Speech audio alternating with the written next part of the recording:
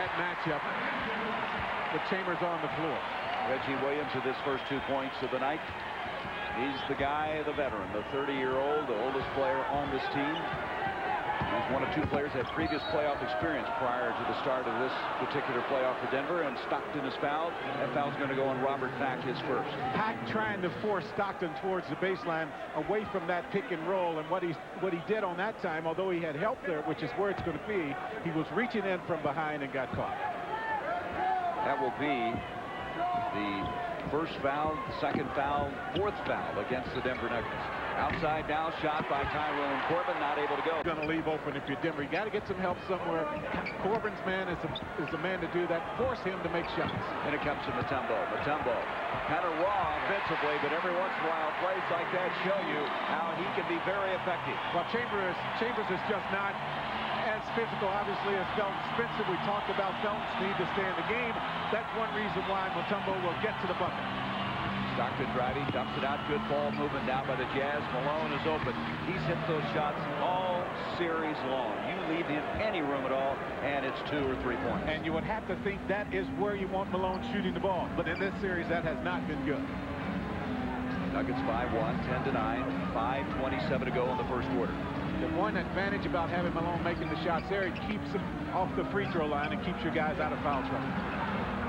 Robert Pack with 7 seconds on the shot clock, and instead we're going to have a foul against Denver. Jack Neese spotting that one as John Stockton knocked down by LaFonso Ellis, and that'll be the first on Ellis. Now you'll see Chambers in this replay trying to guard Mutombo, and watch as Mutombo makes the move. He'll just back off because he knows that he's not going to be able to block his shot, so he keeps him off the free throw line. He'll give him the 2 points. Jay Humphries getting ready to come into the Utah lineup at the first opportunity. Stockton using that high pick and roll. That's what was so devastating yesterday to Denver, and this time Pack anticipates very well. Well, that's a good sign right there. That is probably the first time you've seen them play that pick and roll properly and to force a turnover. Here comes Jay Humphries in. Now he's slowed a little bit by that sprained right knee. Stockton checking out. Now you saw Mutombo step over a little bit to force Stockton away from the basket, would not let him turn the corner, and then you saw Pack read the pass and come up with the steal.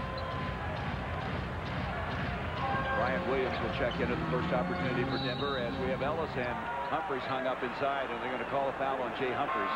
He was hanging on to LaFonso, and Brian Williams will come in. Now this will be their big lineup now that they've been going to and been very effective with. You'll see the foul right here as Humphrey throws him down. The importance of this big lineup, the main thing about this larger lineup is that it frees up LaFonso Ellis to play against now David Benoit, who checks in, and that is a much better matchup for LaFonso. He doesn't play nearly as well against Karl Malone. There's a lot of people, Jack, who yeah, don't you're play exactly well right. against Karl Malone. Exactly right. The big body, he bodies you out and seems to always get you off your spot where you want to be.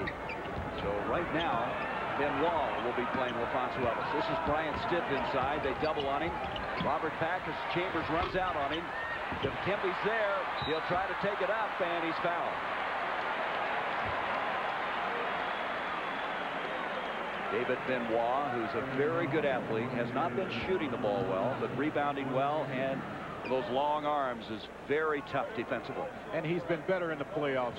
He missed 22 games with that groin injury, and that really hurt his percentage from the field. He couldn't elevate on the jump shot, and he struggled all year, but he's been getting to the hole a lot in the series.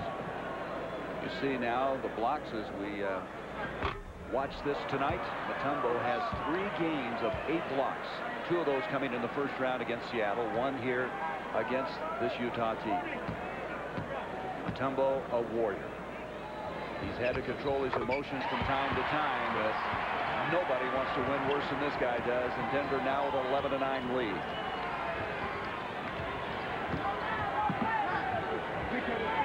There's that high pick and roll again. Played very well by Denver. Humphries from outside, and the rebound goes up, and Stitt has got it.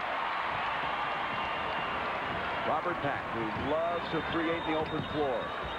Here is LaFonso Ellis. Again, not starting as well. It seems like it takes him a while to get his game going. It does, but he'll pick it up against the smaller player. Stitt not there, and Benoit with the rebound. Benoit has done a job on the boards. Up it comes to Chambers.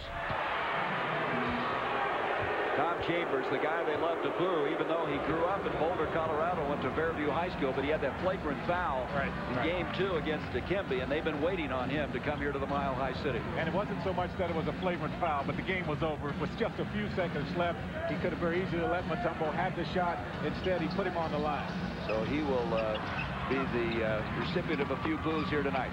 Here's Pack trying to break the tie, and he does. And the Nuggets with a 13-11 lead. Well, with this lineup on the floor for Utah, they have to double up on Brian Williams. They have to double up on Mutombo. Now, if the Nuggets kick the ball around to the weak side, someone's going to be open. It was Pack that time. Approaching 3 minutes to go in the first quarter. They've had 27 sellouts here in the regular season. That was a club record. The ball's kicked, so they'll reset the shot clock. And the enthusiastic crowd, long-suffering fans who waited a long time for the Nuggets to make it to the playoffs. You can see Jazz not shooting well, the Nuggets a little bit better.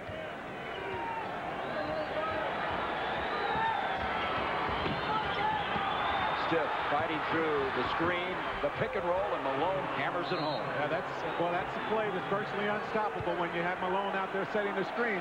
He gets all body of whatever guy he is screening. It's all body. It evens it up at 13 as Malone showing his ability to go to the hole, shoot outside, the complete player, the epitome of a power forward. And as we said at the start of the broadcast, he mentioned if the Jazz win the NBA championship, he will retire.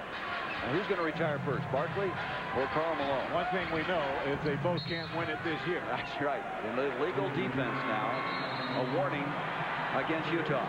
And we're going to take a break as we have 2:33 left to go in this first quarter. We're tied at 13. This program is authorized under broadcasting rights granted by the National Basketball Association. Any publication, reproduction, or other use of pictures, descriptions, or accounts of this game without the express written consent of the National Basketball Association is prohibited.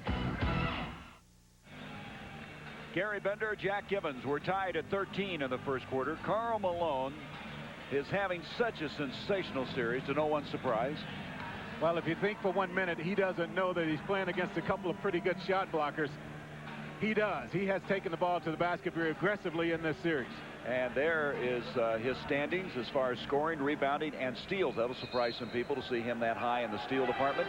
In this series, playing some heavy minutes, 45.3. One reason he's averaging so many steals is that he has done a real good job of hitting the ball on the way up against the player he's guarding. Now, there's Alfonso Ellis. He seems to always pick it up when he's matched up against a smaller player.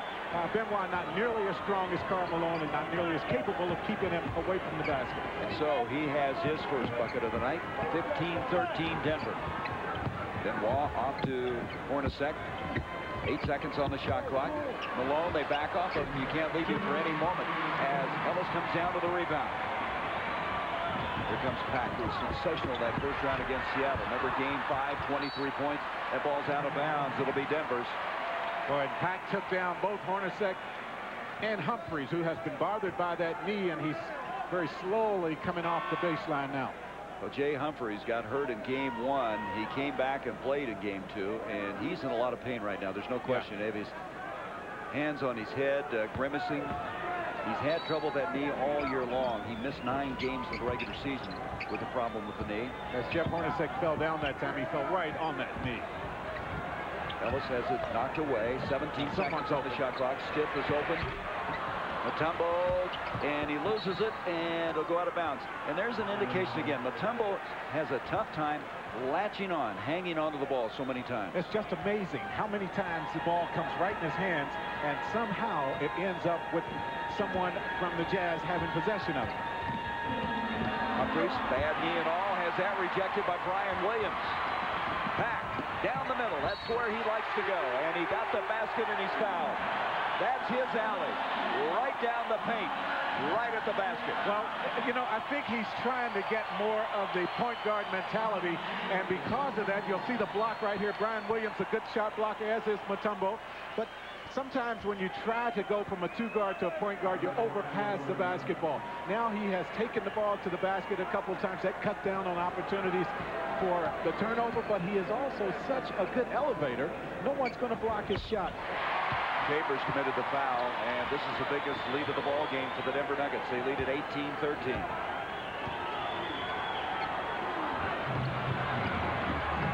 Hornacek pulling up off the glass. Well, that's interesting right there because the Nuggets came with the full court pressure against this Utah team, a team that doesn't turn the ball over very much. I don't know if that's going to be a smart move here in this game. Yeah, they were second fewest in the NBA this year in turning the ball over. Well, that was part of what Issel said, though, Jack. We're going to try everything. We're not going to be conservative. We'll throw everything we have at them. Here's Ellis, and Benoit tried to cut him off. Big collision, and Benoit with a foul. Boy, he got pounded pretty good on that one. Well, he just thought that Ellis was going to try to go to the paint. You'll see him leaning that way. You see the double team now. He just jumps enough to try to get over Mutombo.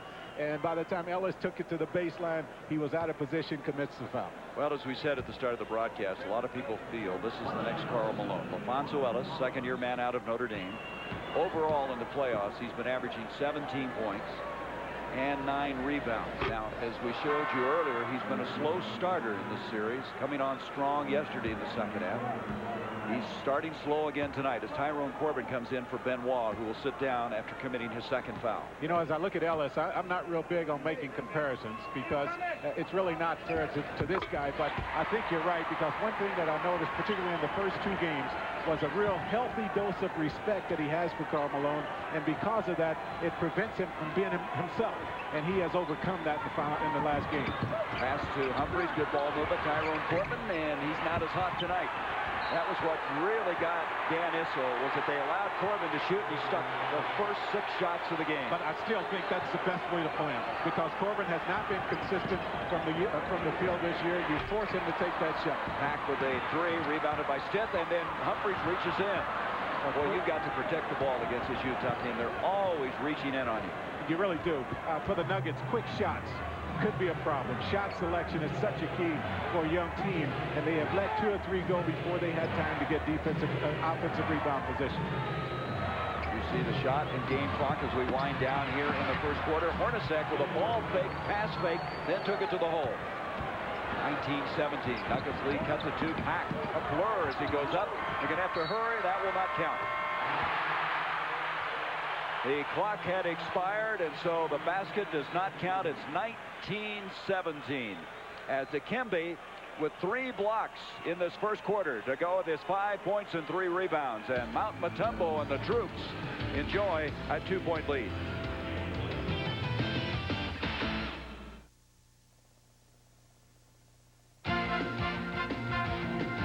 The mile-high city of Denver with a backdrop of the beautiful Rocky Mountains as we're in Game 4 of this Western Conference Semifinal. The Jazz trying to pull off a sweep and trailing by 2 after the first quarter. Let's look at the ability to steal the ball by the Utah Jazz. Well, you'll see Humphries come over from behind, and Humphries, even with that bad knee, has continued to be very effective. He's forced to play it out of minutes. That 3-card rotation, very important to the Jazz. And then watch Hornacek freeze up the shot blocker here. Freezes him right here, makes as if he's going to make the pass, looks at the hole, and Mutombo is totally lost on that play. You don't see that very often. Well, these back-to-back games that we're having here, neither team shooting very well. In the first quarter, the Jazz considerably down. Look at the blocks, though. The Nuggets already with 6 in the first quarter. Well, that's one reason why you see that 37%. You're always looking over your shoulder. If you get in the paint for Mutombo, he has been effective. The Jazz will get that percentage up because I think you'll see them go more to the outside here as the second period begins.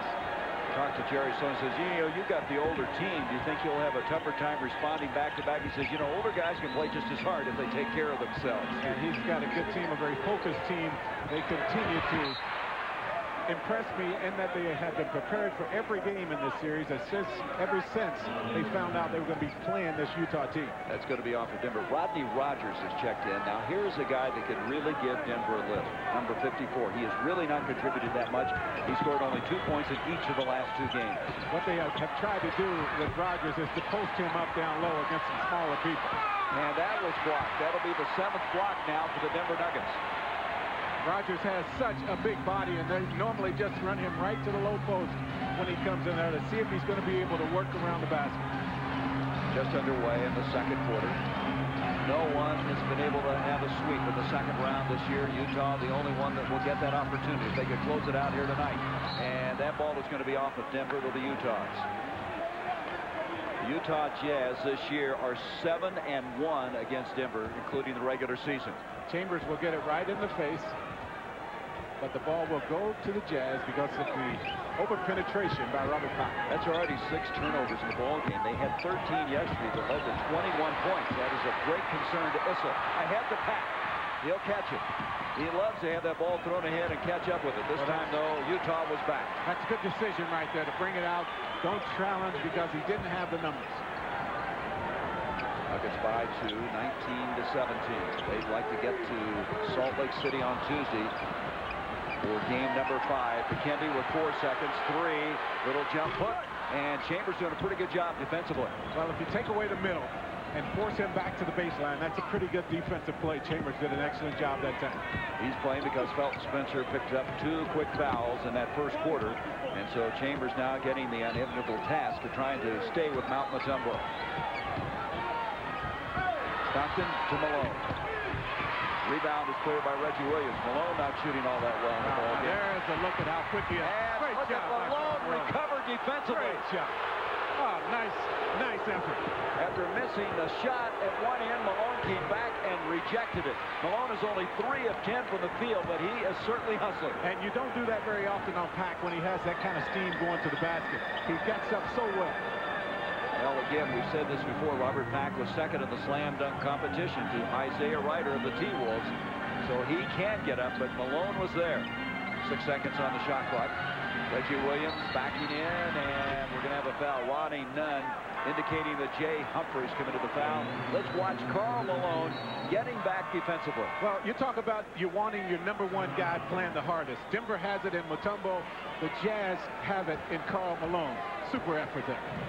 So when you're not shooting well, you do other things to contribute.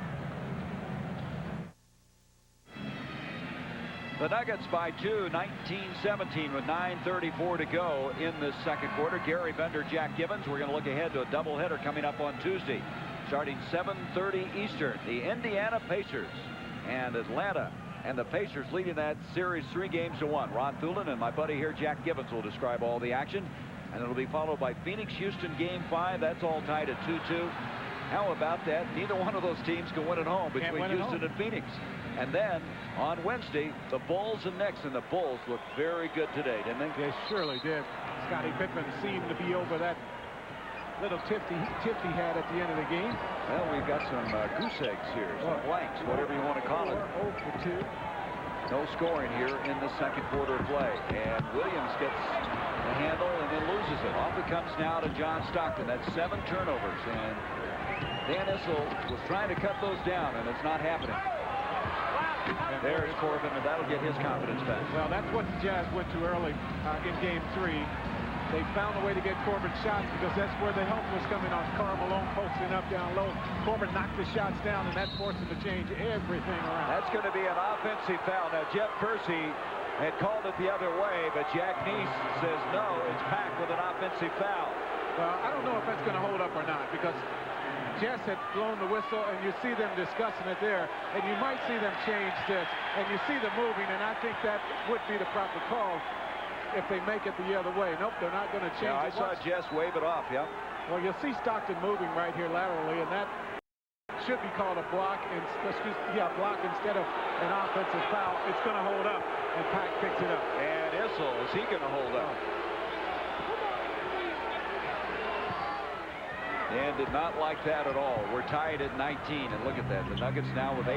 Chambers, a floating shot over Brian Williams.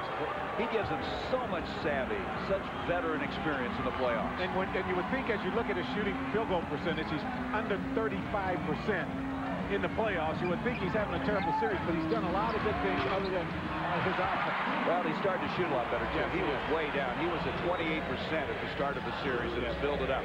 Mahmoud has come in, and he hits his first shot of the night and ties it at 21. Mahmoud is 1 of 3 from the field. Now, Corbin's going to be open again in the other corner. They're going to go to Chambers this time. A 3. Chambers has not hit a 3 in this series. He is 0 for 6 from three-point land.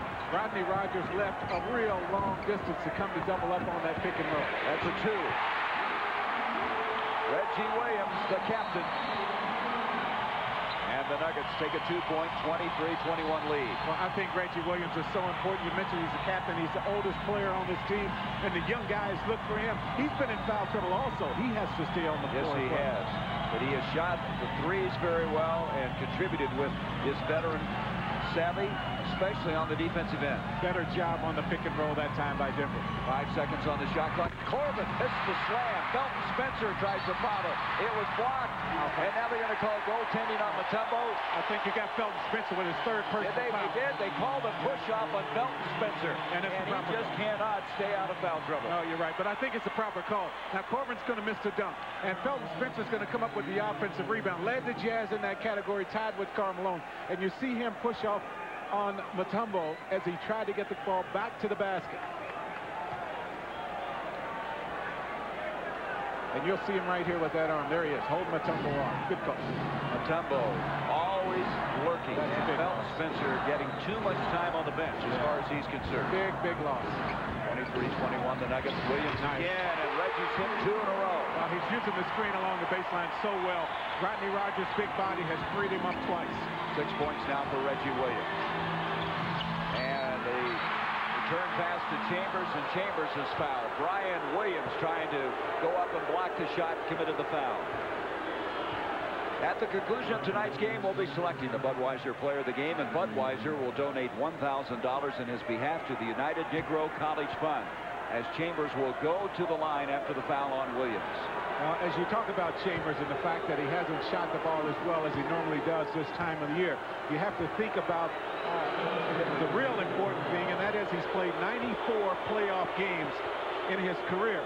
So you can expect him to do big things because he has been here so many times before. That was a nice move to the basket, forced the foul. You know, remember the 56-point game that Charles Barkley had against Golden State? This guy had a 60-point game for the Phoenix Suns. That's still the Suns' record. Yes, he has. Just a few years ago, he was one of the best offensive players in the league. 25-23 Denver. 7 minutes to go in the second quarter. Here's Mahmoud Abdul-Rauf. All series long, they've been looking for him to get the hot hand. It hasn't been where they've wanted it, but it's gotten better.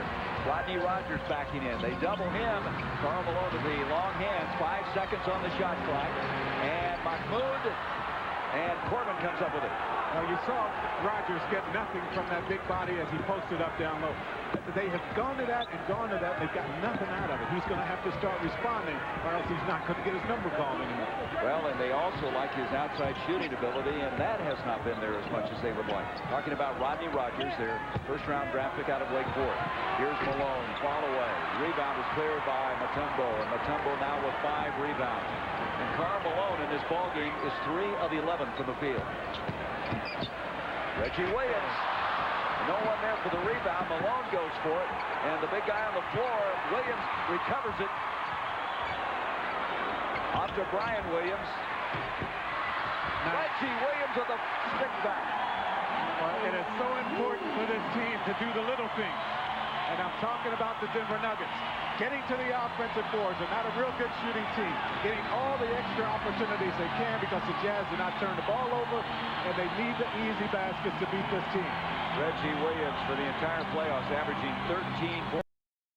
He has 8 points already in the first half. Chambers is hammered. Rodney Rogers intercedes and knocks down the veteran.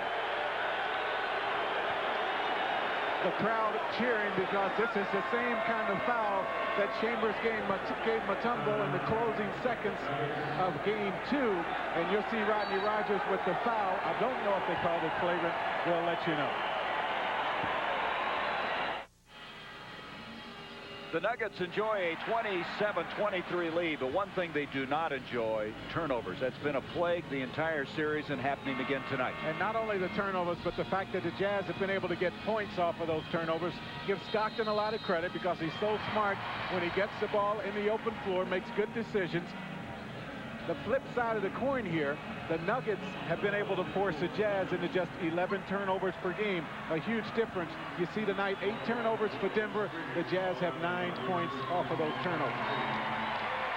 So we come back in with Chambers going to the free throw line after that hard foul by Brian Williams. You see his shooting 3 of 11, and as a team, the Jazz shooting only 32%. Denver better at 43, but this is considerably lower than Utah's used to. And again, Jack, the question is back-to-back, that will affect your shooting sometimes. Well, yeah, but you know, as I look at Dan Issel over on the bench, I'm sure he must be concerned because he's holding the Jazz to 32%, but he's enjoying just a 3-point lead. After this free throw, it's 2. So you have to be a little concerned about that. Chambers really contributing now with 8 points in this first half. 5.5 minutes to go until halftime. Here's Rogers again. Boy, they'd like to get him started. Yeah, they like to get some points out of him on the low post. He's got a height advantage. He backs into Corbin, and Corbin commits a foul. You know, we mentioned this before, but Rodney Rogers had that unbelievable game against this Utah team where he hit 3 threes in 9 seconds. So they remember this guy, so they're going to get out on him if he tries to shoot outside. Well, you know, the other problem with him is if he is just floating around on the outside waiting for the shots to come to him, they can't take advantage of that big body. He didn't go to meet that one, but Reggie Williams able to recover. Williams strong to the hole, and he's fouled by Chambers, and Reggie Williams has stepped forward in this game tonight. He just has to. I mean, this is his night.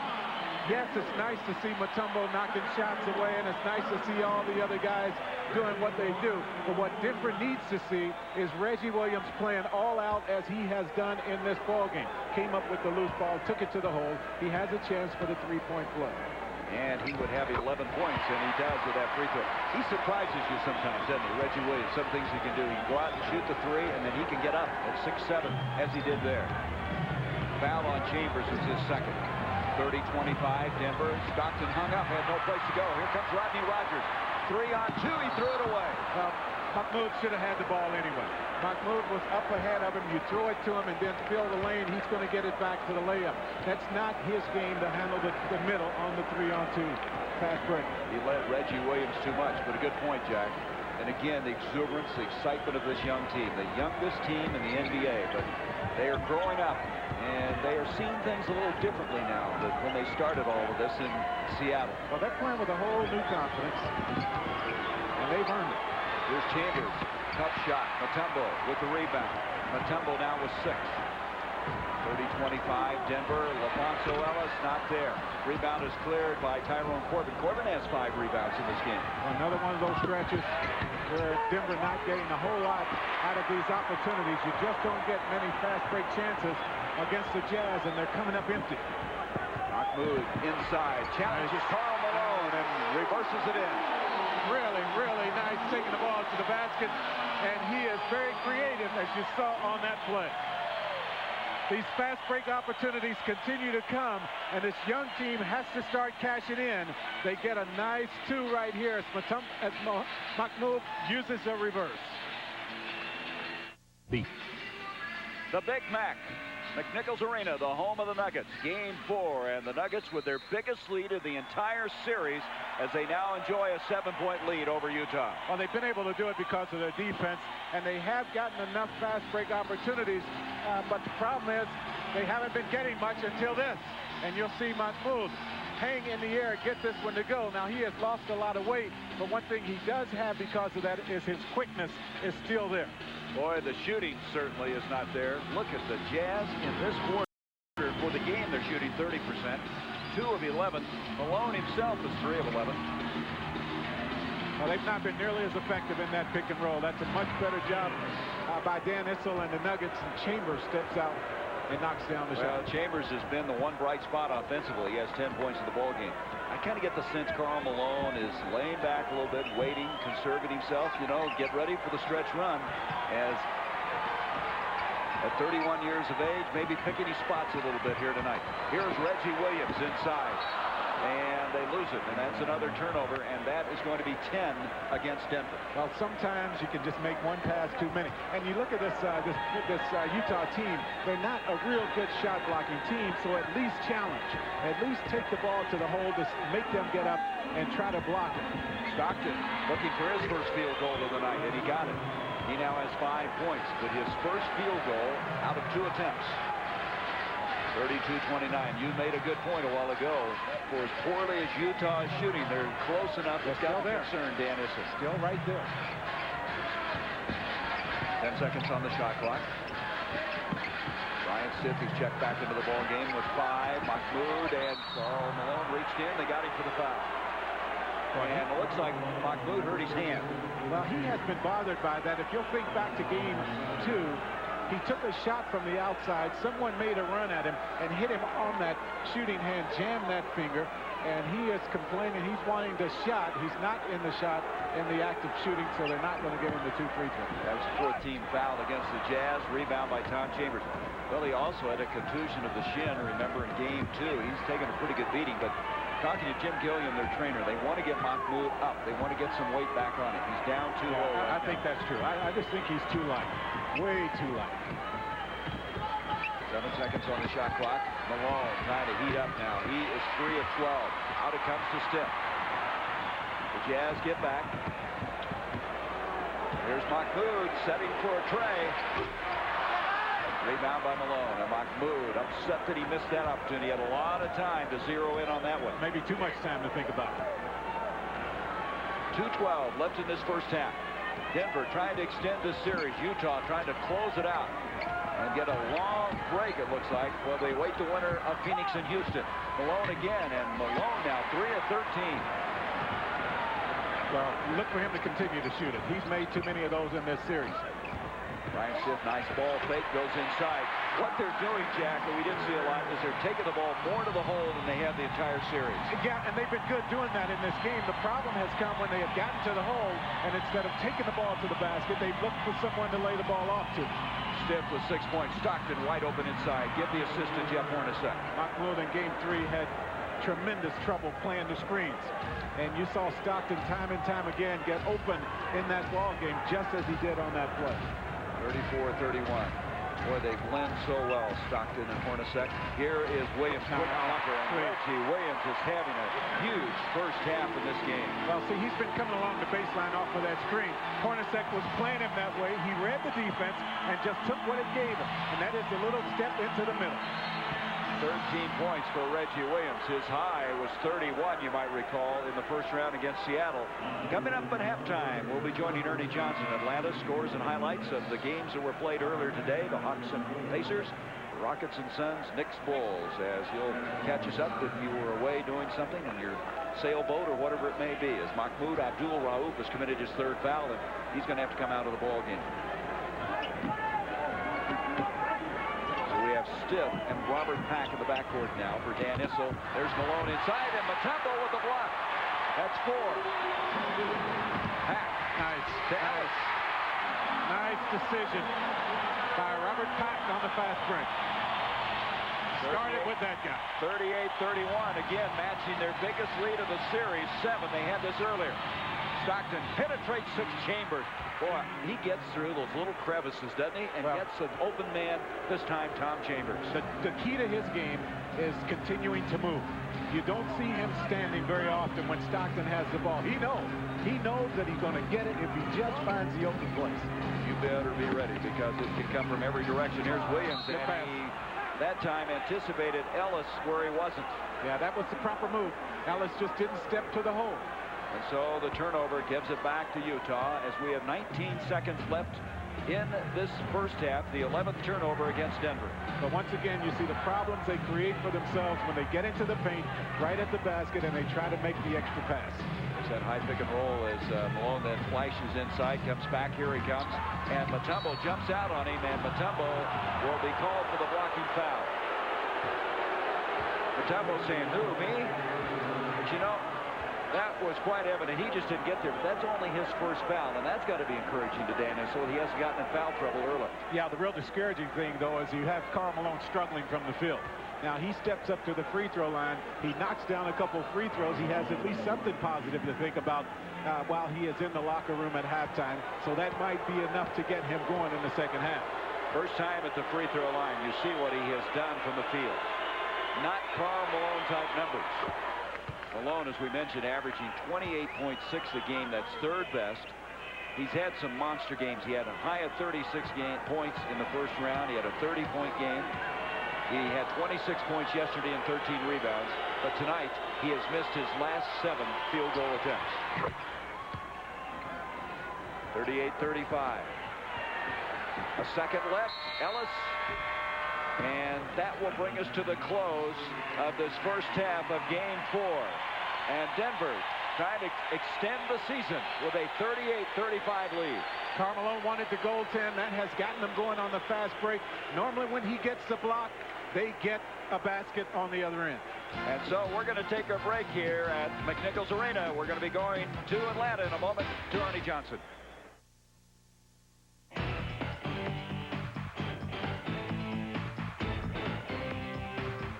The Reebok Halftime Report is brought to you by Reebok, to remind you that on Planet Reebok, there are no rules.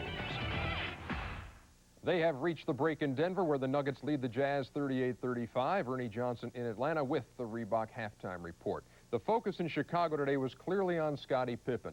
After his sitting bull act on Friday night in the closing ticks, how would he and his teammates respond in Game 4 with the Knicks? Before the tip, Craig Sager asked Phil Jackson if there would be a carryover effect. Well, my concern is he comes out and he plays a game in which he's not self-conscious. That action doesn't carry over in such a way that it's going to affect his game one way or the other. I think it's difficult for any individual to do so, but that's what we're encouraging him to do. Not make up for it, not try to atone for it, just come out and play the selfless, aggressive basketball game that he knows how to play. And they took the court at Chicago Stadium. It was vintage Scottie Pippen on this afternoon as the Bulls would tie the series 2 games apiece. New York was out to a 12-0 lead. Pippen finally gets them on the board. Strong work in the paint for a 3-point play, and Chicago was off and rolling at that point. John Starks, what a move on the baseline, and the lefty goes. They're up 22-14. Pippen, nice look. B.J. Armstrong. Bulls by 12 at the break. Again, Pippen with another assist, this one to Horace Grant. They're up 18 in the third.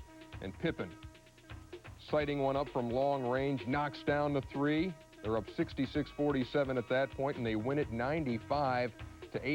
The Bulls tie the series with the Knicks as they go to Game 5 in New York. And what did Scottie Pippen have to say? A lot of reporters, including Craig Sager, were armed with questions, but Scottie wasn't exactly in the answering mood. Scottie, you had a great game. Even up the series. How do you feel? Where do you go for here? Game 5? Or that? Yeah, just a comment about your game today. It was tremendous. 25 points you went out there. No comment? Did the attitude let your game speak for itself? Scottie finding another way to beat the press. In the other Eastern Semi, Indiana, well, they completed a sweep of a weekend set at Market Square. They took the proverbial commanding 3-1 lead over the Atlanta Hawks. Problems for the Hawks early. Kevin Willis, Danny Manning. They're going to bang knees here, and Willis is going to hyperextend his right knee. He would play just 23 minutes and score just 2 points. Danny Manning, meantime, lightened it up. 14 points in the first quarter, 35 on the day. Hawks were trying to get even 2-2 in the series. Reggie Miller, late in the first. Look at this one, before the half. A 3-pointer, he had 18. 25 on the day. 7.5-point lead at the half grew for Indiana. Antonio Davis, has this guy been a force off the pines? It's 75-64 there. Byron Scott with the shot clock winding down, knocks down a 3. 81-72, and Antonio Davis, prettiest play of the game.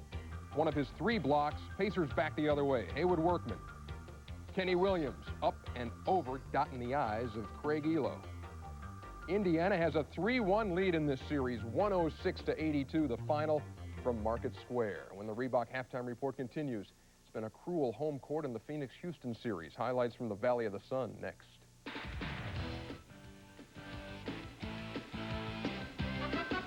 Reebok Halftime Report continues. Now what will the papers say in Houston? After blowing a 20-point fourth quarter lead at home and digging themselves an 0-2 hole against Phoenix, the Rockets were labeled as chokers. Now they're headed home. The series tied at 2 after they showed nothing but championship character in taking 2 on the Phoenix floor. We go to America West for this afternoon's action, where Akeem took an early pop and hit the deck, and they had to help him off the floor, but he did come back. He's double-teamed here. Kenny Smith calling for the ball, kick out, 3-pointer, knock it down. He had 12 in the third, 21 on the day. Look at Kevin Johnson. Is that a tough jumper? He had 38 points on the day. They're down 86-83. But Akeem making his presence felt on the defensive end as well. He had 5 blocks on the afternoon. Takes the measure of Sir Charles there and then swats away Kevin Johnson. KJ did get a little revenge right in Akeem's face. They're down 96-88 in the fourth. Hakeem would have the last word. 28 points on the day. How about those Rockets coming back to Phoenix and winning two? They go back to Houston, tied 2-2, 107-96 the final. Let's take a moment and recognize another of the NBA's best. Charlotte's Del Curry was a consistent spark off the Hornets bench and has earned the Miller Genuine Draft Sixth Man Award. Bill Dreger of the Miller Brewing Company made the presentation. On behalf of the Miller Brewing Company, I'd like to present the 1994 Miller Genuine Draft Sixth Man Award to the Charlotte Hornets, Del Curry. Congratulations. Thank you. It's a great honor. I'd like to thank Miller Genuine Draft for this prestigious award and also the Charlotte Hornets.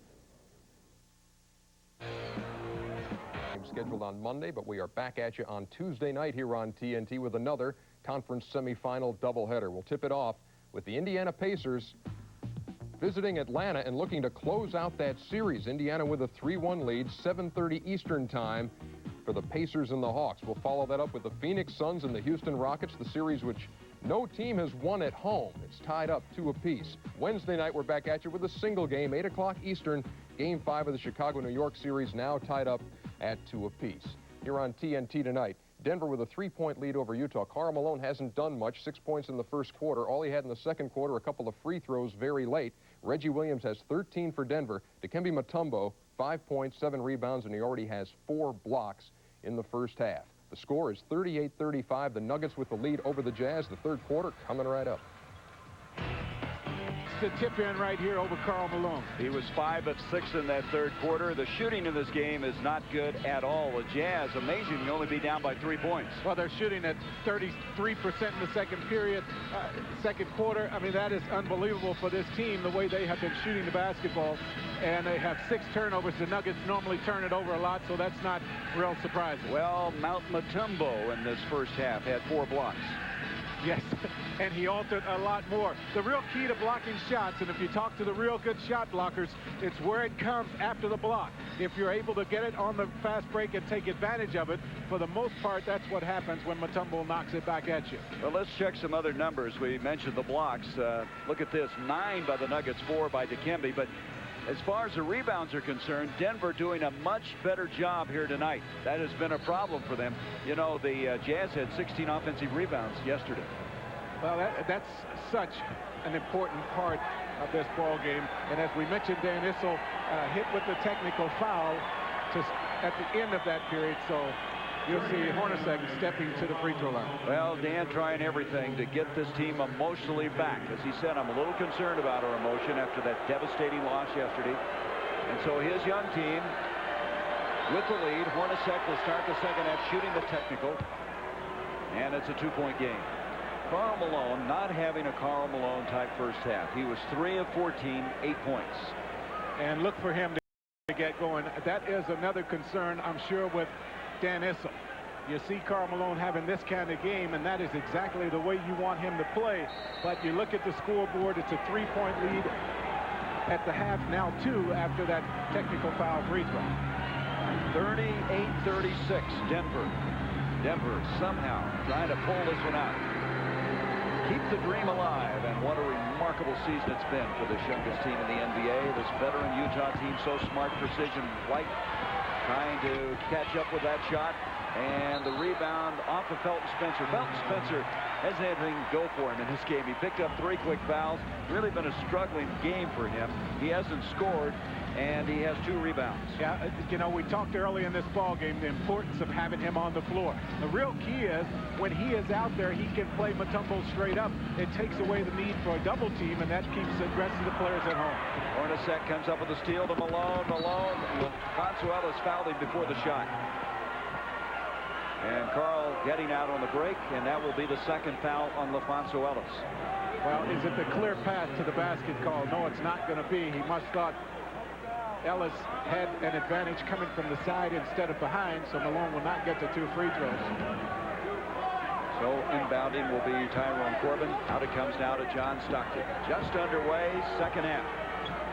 Utah trying to get a sweep here, and then await the winner of Houston and Phoenix in the Western Conference Final. I really got the feeling the Jazz had it on cruise control in that first half.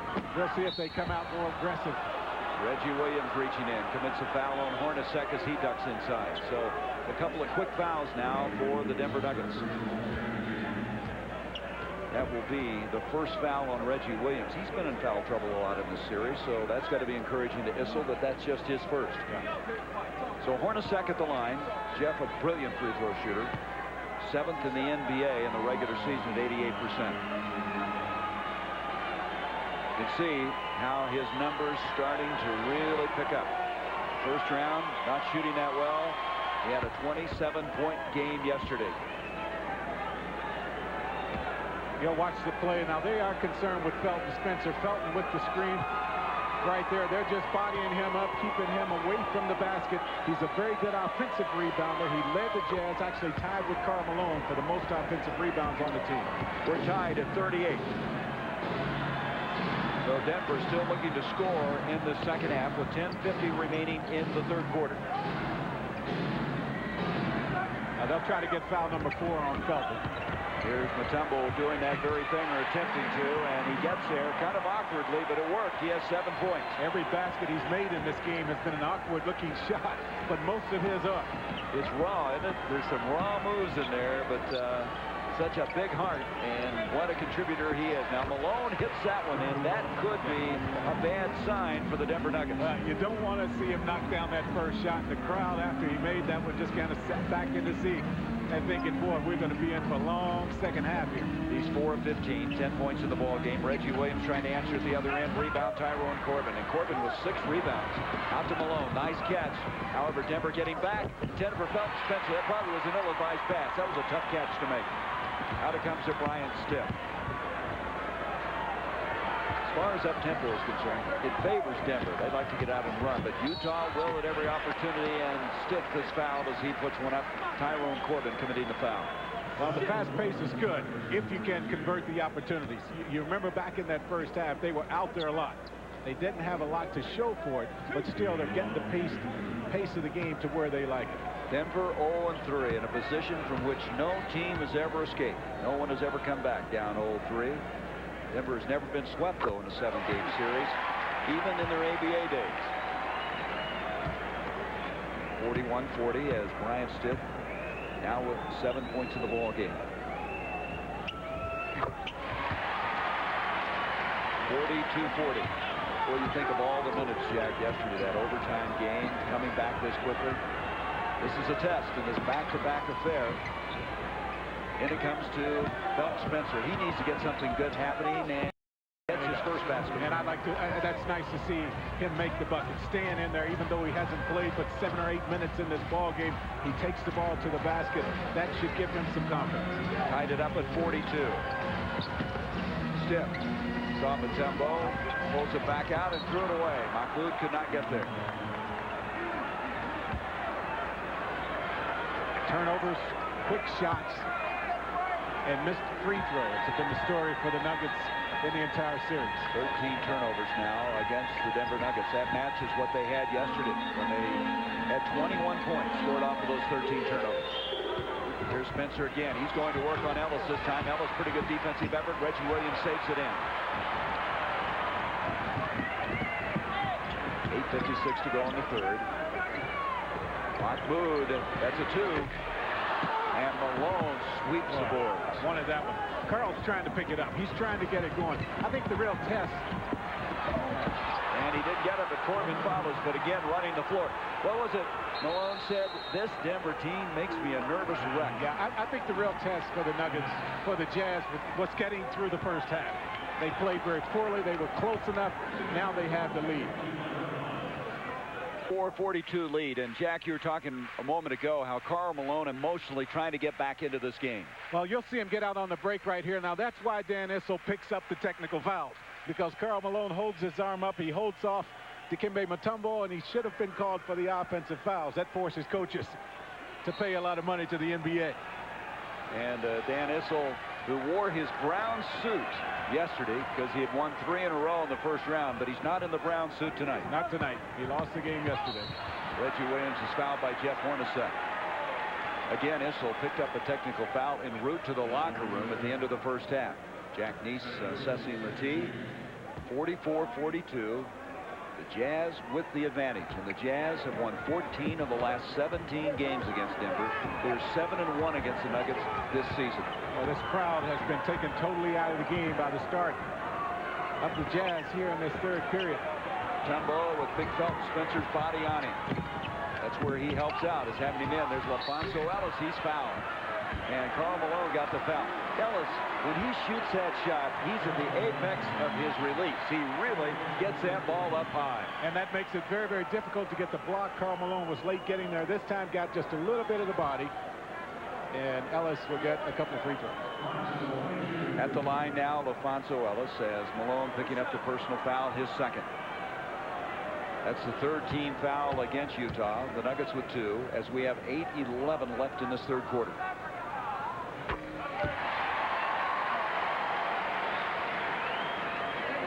And let's take a look now at the GMC Truck scoreboard. Earlier today, Indiana jumping out 3-1 over Atlanta. Phoenix losing again at home for the second time in a row. And Chicago impressively winning in Chicago Stadium. 44 all. 8:04 left to go in the third.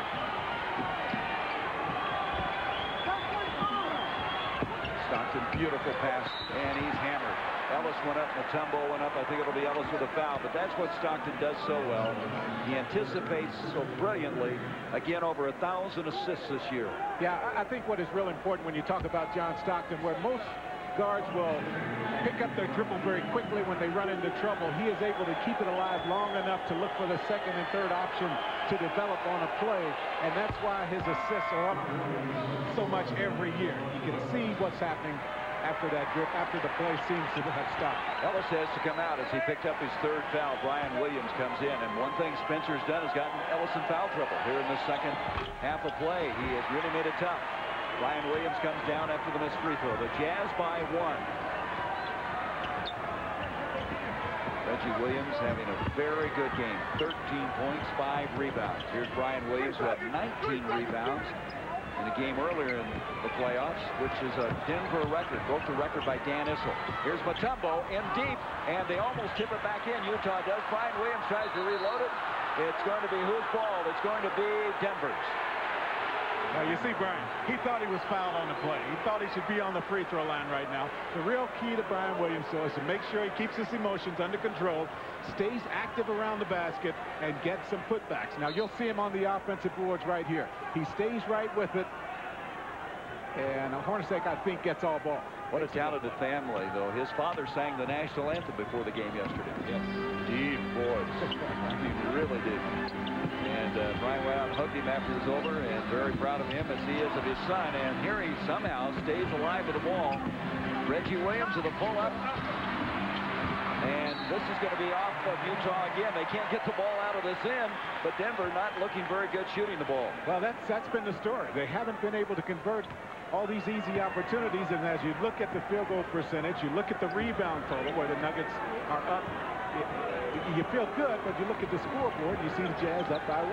Denver is 1 of 6 in a third, according to our statistician Bruce Wolf, and now 1 of 7, and that's going to be waved off. Offensive interference.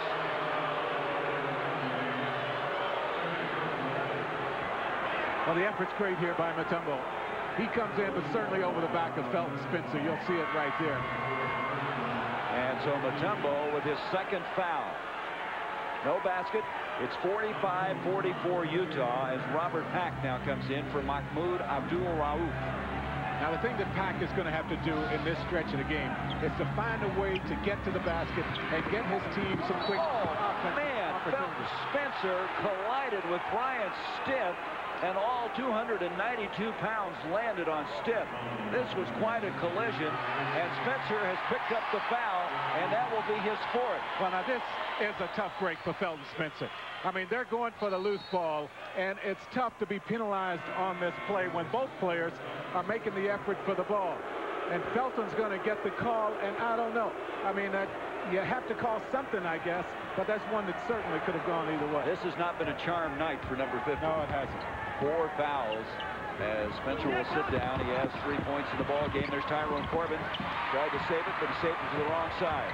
6:35 left in the third. Reggie Williams with time with a three. Short. Rebounds his own. Deflected by Tyrone Corbin. And he has a strip by Pack. Regains it. They wait for both Malone and Mutombo to get down there. That's deflected out of bounds. Well, and Utah will have it with 15 seconds on the shot clock. I think that play right there, the pass by Stockton, gives you a real good indication that the Jazz are not on top of their game tonight. Out of sync. I mean, they're just not. Now, how many times in this series have you seen Stockton get as many passes deflected as we've seen here tonight? He's been averaging 10.7 assists. He had a high of 18 one time, 11 in the fourth quarter. Malone touch pass to Corbin. Really nice. That's the biggest lead now of the ball game, believe it or not, for the Jazz, as they have a three-point advantage. All those opportunities gone by the wayside for the Nuggets, starting to haunt them right now. 38% for the field for Utah, 41% for the field for Denver. Neither team finding the mark with any consistency. Pack tries to take Stockton inside. 5 seconds for the ball deflected out of bounds, and they'll have it with 4 seconds on the shot clock. We talk about turnovers, and I'll tell you, 15 turnovers for 17 Jazz points. So they're right up to what they were doing yesterday in game number 4. Well, you take those points away, and there's Mutombo fighting hard, and Brian Williams with the putback. Well, you can't shoot him, slam him. I thought he took one step too many, but he made the aggressive move to the hole, so he got away with it. Well, he's done a lot of that. He has had a lot of tomahawk dunks. Played a very aggressive game offensively the entire series. Well, he's gotten a whole lot of it on the offensive boards, and that is a big part of his game. Jazz by 1. Stockton with Mutombo tracking him. Here's Corbin outside. Reggie Williams running out on him. Williams over the back of Stockton. Stockton hit the floor. No foul.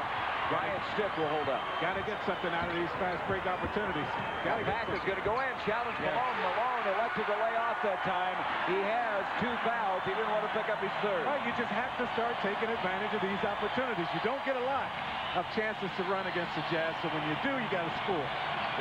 48-47, so that 3-point advantage of the Jazz has been erased. Denver by 1. Now, Corbin is the guy that's been open. He's not making the shots tonight. Pack with the ducks in, and that'll count, and he's fouled. And Stockton lunging, had the presence of mind to still get the shot to go. But just when you think you got it going for the Nuggets, you see the Jazz come back and make the big play. Now, Brian Williams working the boards. Now, watch him right here. And that's where Jerry Sloan wanted to travel, didn't get it. And then Pack off of the early offense gets to the hole. So Stockton will go to the line for a chance of the 3-point play. Pack committed the foul. It was his third. And John Stockton bounces it in, and it's a 2-point lead for the Utah Jazz. Utah, who up to tonight was playing their best basketball since they had gone on that 10-game winning streak, you might remember, after they got Hornacek in that trade from Philadelphia.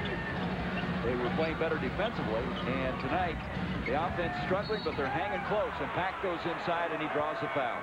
Well, as I say, with Pack on the floor right now, it's important for him to continue to try to get to the paint, to take advantage of his athletic ability. He has the ability with his quickness to get around Stockton. He also has the ability to elevate and get to the basket. He has to do more of that here in this stretch. And they need more from this guy, Ellis, who just checked back into the ball game. Tyrone Corbin committed his third foul. 4:16 to go in the third. Well, normally when he's matched up with a small forward, he becomes a lot more active on offense. And that's Tyrone Corbin. And Mutombo had it stripped by Jay Humphries. Humphries reached in, batted it away. Utah by 2. Spacing for the Nuggets has not been good in the half-court offense. That is why Mutombo has had a hard time taking advantage of his size against Jamie. Humphries tries to take Pack inside, then the lean inside. Smart play, just a smart play. Pack kind of gave up there for a moment, and Humphries leaned in. 4-point lead. Biggest lead of Utah's night thus far. 3:37 to go in the third. Brian Williams at 6'11", trying to challenge Karl Malone at 6'10", and we're going to have a reach-in foul. And if that's on Malone, that'll be his third. There are just so many opportunities for Denver to get shots like this if the spacing is good. It was on that time. It left Brian Williams in a one-on-one situation with Karl Malone. No help was able to come because the floor was well spread. Both teams are in the penalty now as Brian Williams will go to the line. Third foul on Karl Malone. You know, Malone got a lot of those tomahawks or whatever you want to call them, where he slaps the ball away. He was getting away with those, but tonight they've caught him about every time. Yeah, he's gotten called for it a lot. One thing that helps him out a lot is he's been matched up against the taller people. If you think back to the San Antonio series, he played David Robinson. I think the officials gave him the benefit of the doubt because of the size of the disadvantage, and then when he's against Mutombo, he gets a lot of those plays as well. Brian Williams trying to cut the Jazz's lead to 2. I think he was very confident on that free throw. He was following like he thought that one wasn't going to find the mark. He got there almost before the ball did. Williams with 4 points in the ball game. 52-50 Utah. There's that high pick and roll again that works so effectively in game number 3. Malone not there. Rebound Mutombo. Karl Malone 4 of 17 now. And 9 rebounds for Dikembe. This is the guy right here, Ellis, on the low post. See if he takes Corbin. Nope, the double team is it. Yeah, but this is his time, right? Second half. He had 23 points in the second half yesterday. He scored 25 for the game. 3 seconds, and they get it in. They kept their patience that time. I think that's the real key. A lot of times you see young teams take the quick shot, the easy out. If you make a pass or 2 extra, you might get something at the hole as they did that time. So we're even again, this time at 52.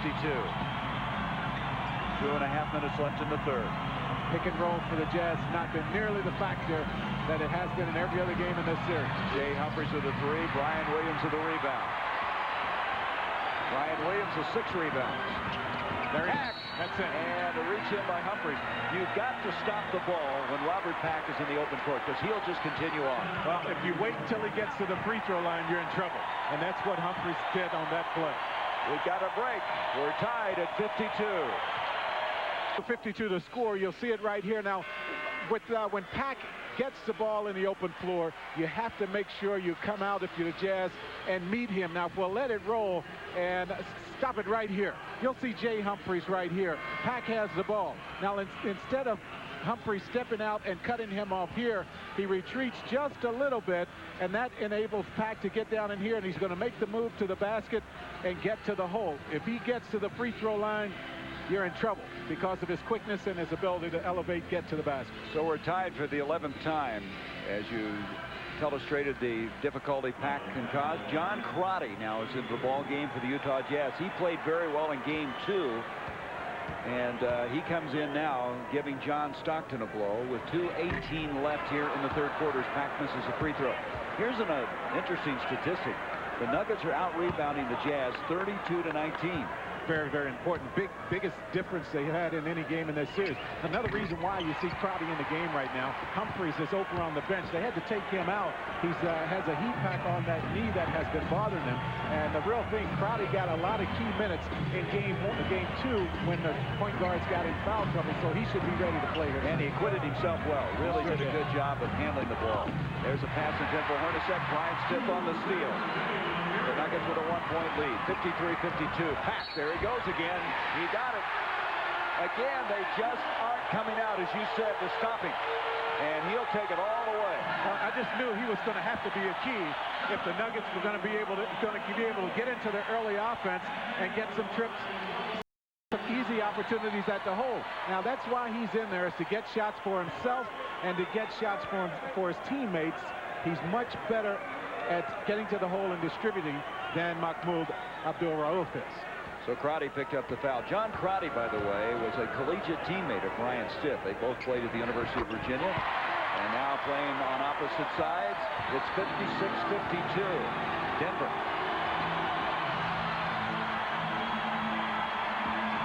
Karl Malone, the big guy inside. Mutombo rejected it, but I think we have a foul. And that would be number 4 if that's on Mutombo. It might be Brian Williams, so outside. It is going to be on Williams, a blocking foul. I think Mutombo will get all ball, but watch Williams down low as he steps in here. And he gets Malone with the body. point. He is so good. Watch Malone with his upper body. He'll use those big old arms to hook around Brian Williams and entice the official into calling it the other way every time. You forget how big Malone is. He was doing everything, extending himself as far as he could, and still Mutombo got to the ball. Karl Malone able to hit the free throw. Now there's Humphrey sitting on the bench. That heat pack on that knee. He would be the guy on the floor right now in the three-guard rotation for the Jazz. He's having to sit tonight. That free throw, by the way, broke a Denver 8-0 run, and Malone is 4-4 from the free throw line now. He has 12 points in the ball game. So an 8-0 run, a lot of that engineered by this guy, Robert Pack. Good move by Dan Issel getting him in the game. He does a better job on defense as well. Pack, there he goes.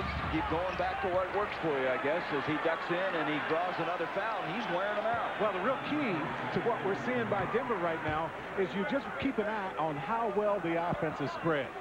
I mean, that just frees up the middle. It's very wide in there. He's able to get that quickness and get to the hole. And he thinks he can take Crotty. That's the second time now Crotty has committed the foul trying to impede his move inside. You see his average. Robert Pack had a high of 23 in Game 5 against Seattle. And coming up next, Bob Lorenz and Mike Glenn inside the NBA. They'll recap all of today's playoff action and take a look at the Toronto Raptors. Did you see their new insignia? Their new... I like it. I did too. I like it. They disclosed that today, unveiled it. So the Raptors, the new NBA franchise, and we're going to have a jump ball. Good effort by Brian Williams on that free throw. Another indication that the Jazz probably are not as focused as they need to be. And that's Karl Malone, who does not put the body on Brian, gives him the baseline. This is out of a free throw. Never should happen. And they get the jump ball. He should win this one. Well, he should. Williams against Crotty, but Crotty did a pretty good job, didn't he? Pack comes up with it. A minute 25 left in the third quarter. 57-54 Denver. Chambers now playing Mutombo, and we're going to have an illegal defense against Utah. And that, once again, is because of how well the offense is spread. And so going to the free throw line, we'll check that. They're going to call the foul on Benoit. No, it can't be. It's got to be an illegal defense. That's not on Benoit. Yeah, the key here now is that you keep the offense real wide. Now, you just take a look at it right here. Now, look at these three guys over here. All of them out on the floor. Look at the defense right here in the middle. Two guys in the paint. That constitutes the illegal defense. And so the technical makes it 58-54. A minute 13 left in this third quarter. Pack dumps it into Brian Stitt.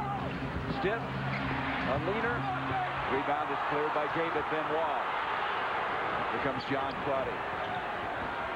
Hornacek, a three. He hit a big three yesterday, remember? He was 2 for 4 at three-point land in that game, that overtime game yesterday. He has 12 points tonight. 58-57, a one-point lead for Denver. Every time you think the Nuggets are going to make their run, the Jazz make the smart play. Here is Pack inside. Backing it down is Brian Stitt. Stitt has gotten stronger and stronger since this team has returned for games 3 and 4 in McNichols Arena. Well, they need to get a shot up. They'll have 2 for 1. They're missing an opportunity. It's too late now. The shot clock. The game clock down below 24 now. 7 seconds on the shot clock, and Hornacek fighting hard on defense. Stitt has got it. 3 seconds. 2. Stitt with 1. Good defense that time by Utah. Ahead it comes to Tom Chambers. Pack tried to get it away, and Chambers, an impressive slam. He can still get up. And the guy they love to boo here has made a very good play to give the Jazz a one-point lead. Pack at the other end. Benoit the rebound. Pack now taking a couple of shots. Neither have gone, and we've come to the end of this third quarter. 59-58. The Jazz with the lead. Denver led at halftime, 38-35. Double team, and they're coming with Stitt from the long distance. They're going to force Corbin to beat him with the shot from the outside. Denver by 1. Stockton out to Malone. Malone has Mutombo on him with 1 second. Stockton got rid of it. Chambers gets some new life. Good hustle play by Tom Chambers. Oh, and I'm watching Jerry Sloan over there, and he is doing everything to get his players excited. And Malone is fouled by Williams, and Williams thought he had all ball on that one. Can't come through his body. It's too big. You cannot come through Malone's body to get to the ball. He does such a good job of protecting it, as you'll see Brian Williams. Now, he makes a good effort here. Karl Malone rolls to the hole, but I mean, you just can't get through that big upper body without some contact. And those long arms that he stretches the ball away from you. So Williams commits his third. You can see the pain in his face. Karl Malone in this ball game has 12 points. He's 4 of 4 from the line, now 5 of 5. He's tied it at 60. If we have a Game 5 Tuesday in Salt Lake City, and the Jazz want to go home and not have to play a game. Yeah, I think you're right, and I know that they want to end it here, but if you think ahead, if they do, they can't start the next series until Saturday. If that other series goes 7 games, it'll be next Tuesday. That's a lot of time off this time of the year. Brian Stitt swings it around. 5 seconds. That was deflected by Stockton. Mutombo tries to get it. 2 seconds. And here comes Stockton. 2-on-1. Benoit. Stockton and Pack going after it. Stockton beating to the ball. You can't get him that one. We are always surprised, I think, how quick Stockton is. Just that play shows you. Well, I think what I saw on that play more than anything, Mutombo wanted to come out and get him, but he knows Stockton is a great passer, so he had to stay back in there, force him to shoot the jump shot, and then you just hope that he misses. Stockton now with 12 points in the ball game. 3-point lead for the Utah Jazz, trying to close it out. Brian Williams, Malone got a piece of it. It goes out of bounds. Reggie Williams will come back in now for Denver. Brian Williams will leave, so Williams for Williams. As on the baseline now, Reggie will inbound. Now the problem with this lineup, it puts Malone and Ellis matched up against each other. To this point in the series, Ellis hasn't played nearly as well against Karl Malone. They tried to loop it into Mutombo. Mutombo wanted a foul. Utah with a 3-point lead. 10 minutes left in the game. Maybe, and Denver sees it. Reverse blocked by Mutombo. Ahead to Pack. 5 blocks for Mutombo and Pack with a finish. It's nice to block shots. The real key to blocking shots is what you get out of it. Denver, for the most part, gets a basket or an early opportunity every time Mutombo blocks the shot. A 1-point game. Corbin is open on the other side. Benoit. Big shot there. Yes, it is. And he's given this team a lift in the playoffs, an emotional lift with his dramatic play. He has his first 2 points. He does everything in a spectacular fashion, and Denver calls timeout. Let's go back to the block and the ensuing basket by Robert Pack. He is good enough that he knocks it to his own teammates, and look how quickly and how much ground he covers. He knocks it right there. Karl Malone thought he had the basket. Pack is out, and they get the easy one on the other end. The paint, and you see the Nuggets being very effective inside.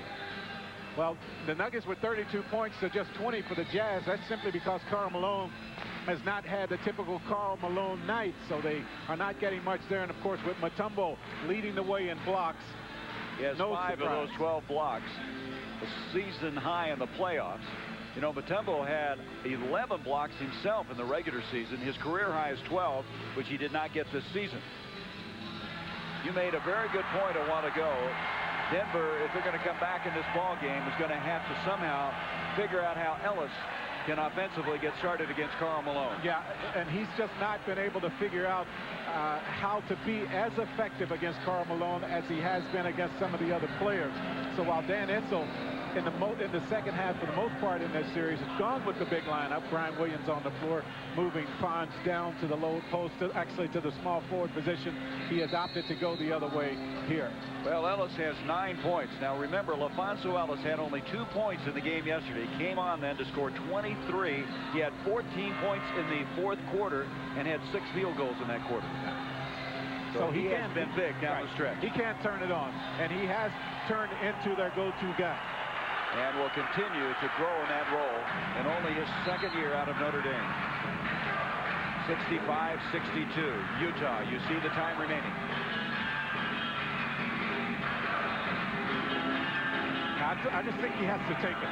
He doesn't need to be waiting. He needs to just go on and go to the hole. There you go. Got it. Yeah. That could be a confidence builder. Yeah, that's what you have to do. It's like he's waiting for Malone to do something to push him out of there, waiting for the double teams to come. If he just takes the ball to the hole, makes his move, he's going to have a good chance of making the shot. Stockton out to Malone. Back to John Stockton. Mutombo now jumping out on him, so they got a mismatch. Right, someone has a little guy on it. Into Benoit, 2 seconds. Stockton with a 3. Good defense that time by Denver. Right. Robert Pack exploding out of there. Reggie Williams thought about a 3. Instead goes in, tries to get to Ellis. He can't hang on. One pass too many. Again. Too close to it. Yes. 65-64. Utah by 1. All the defense is back in the paint when you penetrate like that, and they're waiting for the pass. Mahmoud Abdul-Rauf getting ready to come into the ball game now for the Nuggets. The first break.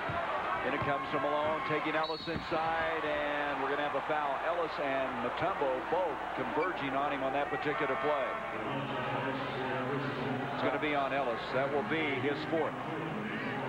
You'll see Karl Malone here playing against Ellis. He has the arm wrapped around, and then Karl establishes position and just hooks around there, forces the contact, and he will get a couple free throws. So Karl Malone from the free throw line has been very effective. It has not been a good night for the mailman, and considerably below the standards of what he's had. As we said, he's been averaging through the course of the playoffs 28.6. Tonight he has 15 points. He's hit all 7 of his free throws. As we mentioned, the man they call the Fonz has 4 fouls. One thing you can count on, though, when you look at this game, is that he will touch the ball virtually every time down the stretch for the Jazz on offense. And he wants to touch the ball. He wants it at crunch time. So he can put the numbers up in this 4th period. 67-64 Utah. 8:07 left in what might be the remaining part of the season for Denver. Mutombo tried to follow, and he was being held as he went up for the rebound. Ellis missing, Mutombo following, and Chambers picks up the foul. On Chambers, his 3rd. Mahmoud is now into the ball game. It's Williams, Mahmoud, Mutombo, Ellis, and Bryant Stiff for Dan Issel. All the offensive players on the floor.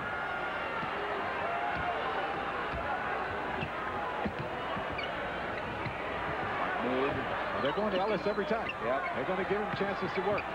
I'm going to say, see if you've grown in this series to find a way to beat Karl, and he has now on 2 occasions. If he just remembers now that Karl Malone is not a big shot blocker. He does a good job of pushing him out of the lane, but he's not a big shot blocker, so just take your normal shot.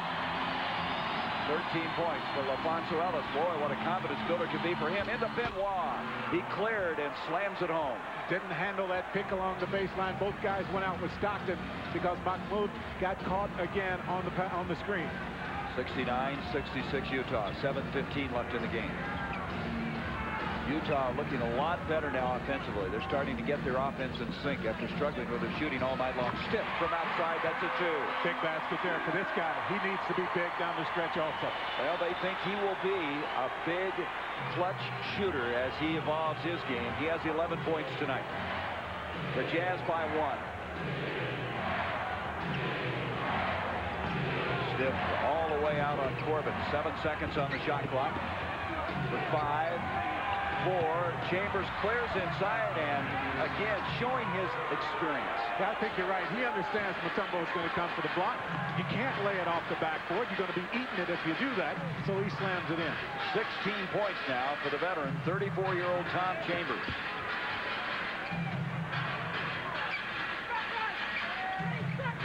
Eight seconds on the shot clock. Where Stockton is really under the chin of Mahmoud. That's a 3 by Reggie Williams. Big time shot. Awful. Reggie was 16. We're tied at 71. And the crowd erupting here at McNichols Arena. Inside 6 to go. Stockton hanging in midair, suspending himself, and getting the basket. Keep the dribble alive for one extra bounce. You're going to get something for yourself, or someone's going to be landed in. Stockton with 14 in the game yesterday. Stockton and Hornacek were hitting the big shots. Malone interspersed in there before he fouled out. The veterans, the guys who got them where they are now, arriving again on the scene. Here's Ellis backing in on Malone. And LaFonso's now hit 3 in a row. What a confidence builder. Well, I just like it that he's accepting the challenge right now. I just like it that he's stepping up. He wants the ball, and he's taking the shot. 73 apiece. And it goes baseline. Malone answers at the other end. He thought he should have had a foul, but he got the basket instead. What Mutombo is complaining about as he runs up the floor talking to Jack Nees is the back screen that Stockton is setting on him. Now, the real important thing for Mutombo is not to pick up the cheap foul, because I think next time there's contact, he's going to take a swipe at Stockton. 18 points for the mailman. Here's Ellis again. He's challenging the mailman. And LaFonso's out to prove something. And this guy who you love when you're around him, an exuberant young kid who's got a great future ahead of him and playing his heart out right now. Now, as I say, you just have to accept it here. The challenge is there for this young guy. He's taking big steps right now. The future is all his. Amelia Earhart, The Final Flight, coming in June. Yeah. See, the Jazz leading by 2. The Jazz have 4 full timeouts left, a 20, 2 fouls to give. The Nuggets 3 full, a 20, and 2 fouls to give.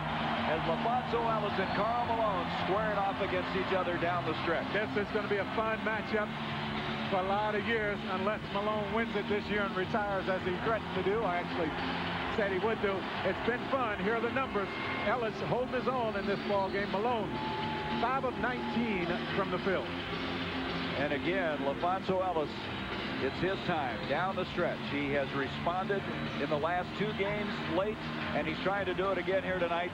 And as Jack has pointed out so vividly, growing in stature as he takes on one of the superstars in the NBA. 75-73, Utah by 2. Free throws thus far. The Nuggets, 14 of 18. Look at the Jazz. They've missed only 2. Well, that's a good night for the Nuggets, 14 of 18. That's right. They're 72% free throw shooting team during the regular season. That was a franchise low. That was a costly miss there. And in the playoffs, they're shooting under 70%, 69.5. Ellis missed them both, but Mutombo comes up with a rebound. So they can still tie this one up. And an illegal defense. Yes, Tom Chambers right in the middle of the lane. He knows Mutombo is going to come back to the middle. That's his assignment, to be there on the weak side, but he got caught. And as an end result, Mahmoud Abdul-Rauf, who missed his first free throw in the playoffs yesterday after he'd hit 20 straight, hits that one. Yeah, he missed 2 yesterday. I don't know if, I mean, everyone was in shock. I know it. Remember the last game, he missed 2. He cuts it to 1. 75-74 Utah. 4:43 left in the game. Mahmoud out to Reggie Williams. And I think Fonz needs to have it again. Mutombo posting up on Chambers. 8 seconds. Here's Mutombo. Chambers giving a little ground. Here's Ellis, ducks in, shoots it high with Malone in his face. Rebound by Benoit. Good defense by Karl Malone. Tough defense. Malone stepping out on the floor that time. He forced Ellis off the box. Utah with a 1-point lead. See that pick and roll. Now this is what they ran down the stretch, and Malone's wide open. Boy, they fought through it this time, though. Now Hornacek not there, and it's tipped off to Mahmoud. Good effort by Ellis to tip it to him. Steps in midair. He's fouled. Boy, he had no place to go, and he was kind of bailed out on the foul there. I tell you, you got to look over there at Dan Issel and really give him a lot of credit, because he was killed by that pick and roll in the game yesterday. But they have not been able, the Jazz have not been able to take advantage of it very many times in this ball game. Good adjustments by the coaching staff for the Nuggets. Ryan Stitt at the line. He has 11 points. 3 of 3 from the stripe. You know, you were talking about Dan Issel. He said, I went to church today, and he said, my pastor's sermon was wisdom comes from trials. And he said, this has been a trying time, as he's had great patience, and I think he's done a superb job with the youngest team in the NBA. And I think he must have gone up and said, did you do that just for me? I mean, did you come up with this thing just for me, knowing that I was going to be here? It's tied at 75. 3:50 left in the game.